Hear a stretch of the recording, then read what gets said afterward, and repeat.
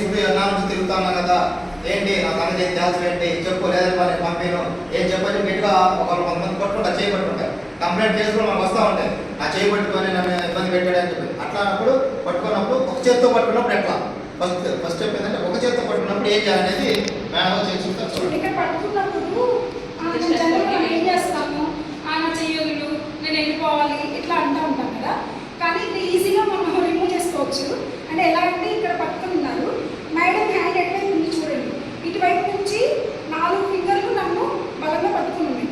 ఇటువైపు చూస్తే అంటే ఇక్కడ చూడండి, ఈ మెయిన్ ఏదైతే తప్పు ఉందో ఆ తప్పు సింగిల్ కదా, దాన్ని మనం ఈజీగా లాక్ తీసుకోవచ్చు అన్నమాట. ఇటువైపు అయితే లాక్ పడి నేను ఇలా తిప్పితే నాకు కష్టం, నా చెయ్యి ఆటోమేటిక్గా బెండ్ అయిపోయి నాకే పెయిన్ వస్తుంది.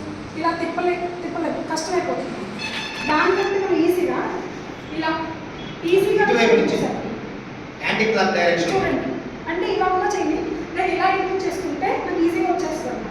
అదే ఈ హ్యాండ్ పెట్టుకున్నప్పుడు చూడండి బటన్ వేర్ ఎట్టుందో తిప్పుకోలేదు. చూడండి ఇప్పుడు మామూలుగా మనం ఏం చేస్తాం, ఇలా వదిలి ఇట్లా అంటాం, కానీ ఇలా ఫోర్స్గా చేసినప్పుడు ఈజీగా వచ్చేస్తాం. ఎందుకంటే ఇటువైపు 1 ఫింగర్ ఇటువైపు 4 ఫింగర్స్ ఉన్నాయి కాబట్టి ఈజీగా తీసేసుకోవచ్చు.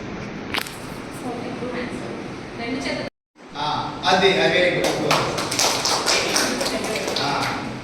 ఇప్పుడు అదే టైట్గా పట్టుకుంటే మెడ దగ్గర పట్టుకుంటే ఏం చేయాలి?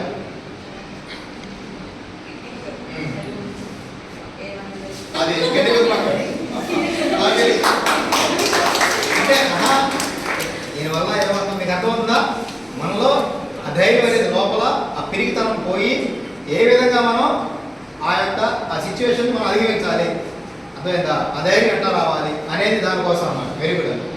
మనల్ని ఆ రోజు మనతో ఫోర్స్గా మాట్లాడాలి, ఎలాగైనా ఈరోజు ఈ అమ్మాయితో నేను ఏదో టేక్ చేసుకోవాలి, ఫైనల్ డెసిషన్ తీసుకోవాలని ఆ టైంలో రావచ్చు. వచ్చినప్పుడు మనం చేసి చూపిస్తే దాన్ని మనం ఎలా అప్రోచ్ చేసుకోవాలి అని వచ్చి మనతో ఇలా ఆగు నేను నీతో మాట్లాడాలి అని చెప్పేసి ఇలా